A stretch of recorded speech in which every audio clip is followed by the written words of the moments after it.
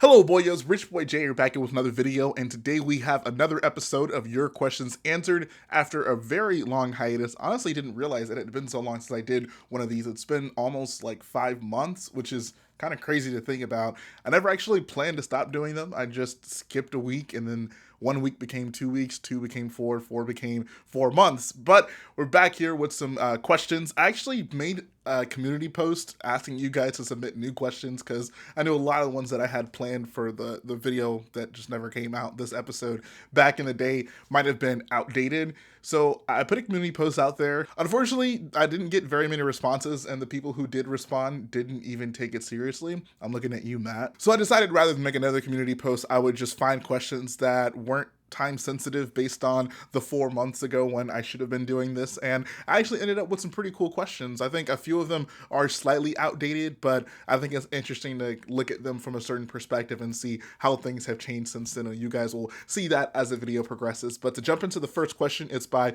Carter Deering. He says, what trooper variant do we wish we saw more of or did more over the Star Wars trilogy? I'm going to assume you mean Star Wars Saga, but I mean, your profile picture is pretty fitting. When you asked this question, Episode 9 wasn't out yet, but I think the Sith Trooper is like right up there, right? It was this pretty cool, unique looking design. I mean, it's a red Stormtrooper, but we don't see too often like fully monochromatic red troops, especially in the mainstream film. So I was really interested in seeing how JJ would utilize them in the film, and they pretty much just ended up being unmemorable. There weren't even very many shots of them. They had so little of screen time, which I thought was kind of criminal. And this isn't something that doesn't happen often in Star Wars. In fact, it happens many times when they put out a new trooper design or a new character design that you just don't see much of. But I feel like this one was supposed to be like the main trooper of this film.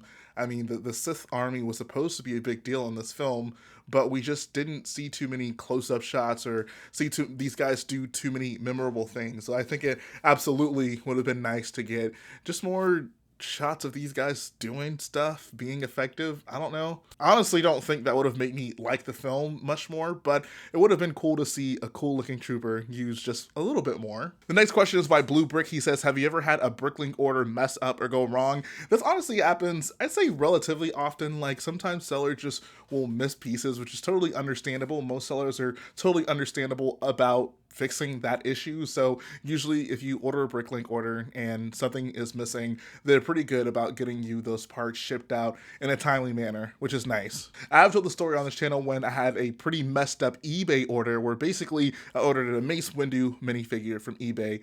They initially shipped it to the wrong person, so I had to wait for the wrong person to send it back to the initial seller. The initial seller ended up getting it back in. That seller then shipped it out to me a second time. When they shipped it the second time, it took forever to get to me. Like, I honestly thought it got lost in the mail. It was literally just idle in the tracking history for like 3 weeks, like no activity was happening, and then out of the blue it finally like updated, and then I got it after like 3.5 weeks of waiting for that package. The seller basically told me when they sent it out the second time they would actually add in a few figures to basically make up for sending it to the wrong person initially, and then when it ended up happening that like it took so long for it to get to me, I was actually really excited for it because if they had just sent it to the right person in the first place, it would have never happened. But after a month of waiting to get that figure and also see whatever extra figures they were going to add in, I checked the package. The Mace Windu figure, good to go. I was happy with that. But they added in 2 Flame Troopers, which at the time, the Flame Troopers were only in that First Order Transporter set, which is a pretty big set, so it was cool to get extra ones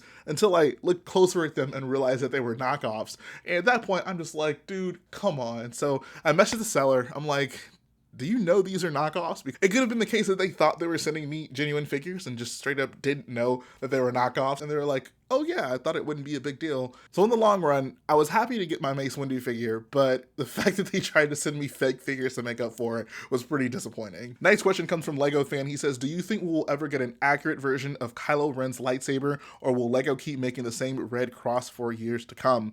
That's a great question. I honestly don't see them giving like an actual lightsaber hilt mold where you have the like red peg sticking out of the side of the mold. I think the solution they came up with actually is fine. Like, it's not a huge deal to me. But until LEGO decides to actually do custom lightsaber hilts for everyone, I don't see them giving Kylo Ren a special one. If I had to make a wild prediction, I honestly don't think we'll see custom slash accurate weapons like blasters or lightsaber hilts for at least another 5 years. That's just my guess. That's going to be one of those things that after they've made so many updates to minifigs and they're looking for something new to kind of revitalize a theme, I could see them eventually implementing it, but I don't suspect that would happen anytime soon. Next question is by Infernal Bricks. He says, what is the weirdest MOC that you have ever seen or built?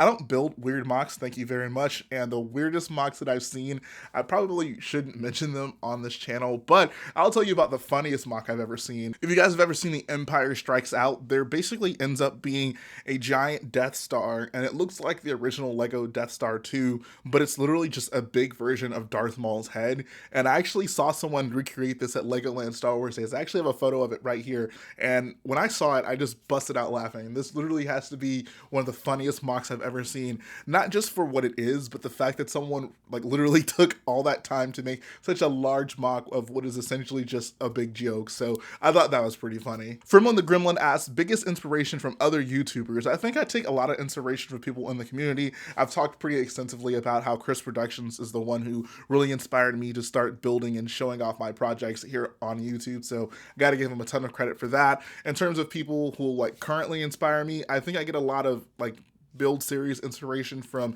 Solid Brick Studios. Obviously, he basically has the most popular build series on YouTube, and he deserves it. He is one of the first people to ever do it, so I always look at a lot of his build series content to see what I can be doing to be more engaging with you guys in my projects. And I think when it comes to just videos and videography and making my content more interesting, I take actually a lot of inspiration from the Brick Wiz. I think he has great equipment, and he's always doing interesting things editing wise, so I always try to look at his content to see what I could be doing to make my stuff more interesting. I think one last person I actually take inspiration from is JB Brick Fanatic. I think he's just a fun and interesting person to listen to in videos, so I try to take some cues from him to make, something that's maybe not so exciting, at least sound exciting for the viewers. This next question is by Xander Melb, and he says, are you going to read any of the books / comics leading up to episode 9? Obviously, episode 9 already happened, so this is one of those outdated questions, but I actually did end up reading Resistance Reborn. It was a very fun read. Like, I love the story, actually. It was really cool to basically pick up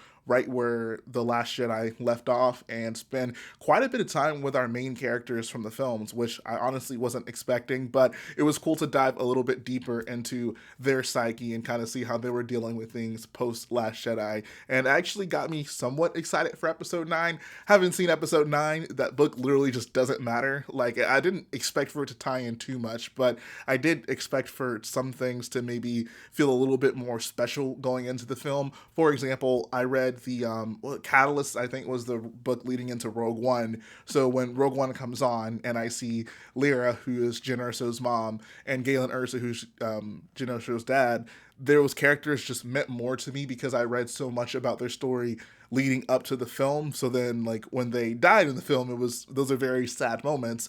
I did not have such experience going from Resistance Reborn to Star Wars Episode 9. So that was kind of disappointing, but I'm not mad I read the book. It was a fun book. Last question comes from EK Starlord. He says, what do you think is better, the 2003 Clone Wars series or the 2008 Clone Wars series? This question is sure to ruffle some feathers, but I honestly think the 2008 Clone Wars series, like, it's obviously so much more deep. We digged so much deeper into our characters and their motivations. Like, 2008 is much more better in terms of character stories and arcs. Like, I really don't even think that's debatable. In terms of art style and just the action and just visuals, I'll probably take the 2003 one. It was just incredible and mind-blowing for the time. The only thing I would say is against the 2003 one is that it's so over the top. I honestly wouldn't really accept it as Star Wars canon. Like, it's a good show, but it's not a show that I would want to be like, this is a realistic portrayal of the story that happened, because it's clearly not. I kind of look at it as like the 2008 Clone Wars series is a realistic portrayal of the events of the Clone Wars, whereas the 03 series is more of like if you were sitting around a campfire and people were telling stories about the Jedi and the adventures that they went on in the past, and they might hyperbolize certain things that they did. That's what it might look like if you were to see it. So I think both series have great parts of it, but I'm far more willing to accept accept the 2008 series as actual real Star Wars canon. And that's going to finish up the video today, guys. I hope you enjoyed listening to your questions answered. Leave your questions down below. Hopefully most of them will be serious questions that I can actually answer here in these videos. I know it's been a long time, but it's time to bring this back. It's a good way to engage with you guys as well as all the new people who have joined the channel since I stopped doing these. So let me know what you want to know. If you guys like what I do, go ahead, support the video by hitting the like button, support the channel by smashing that subscribe button, and I'll be back again very soon.